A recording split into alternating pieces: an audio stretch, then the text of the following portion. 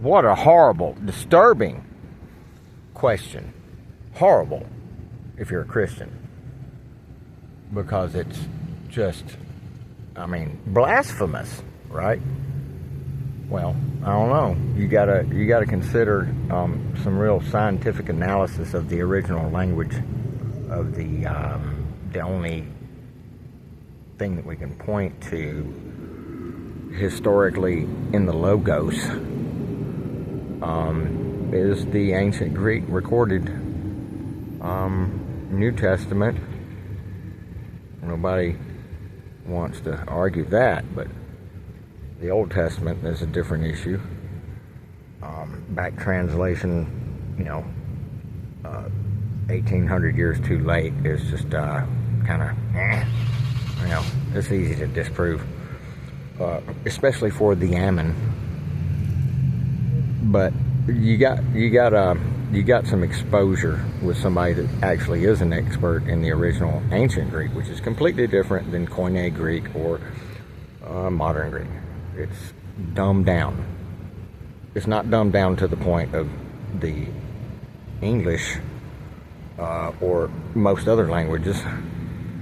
But when you're talking 7,000 to 8,000 word vocabulary in ancient Hebrew, and you're saying it was translated from that into a 1 million to 1.5 million unique word vocabulary of ancient Greek, not modern Greek, then you got a problem. And especially when words like Christ and baptize end up in the original language to actually point to something a little different than what they're telling you.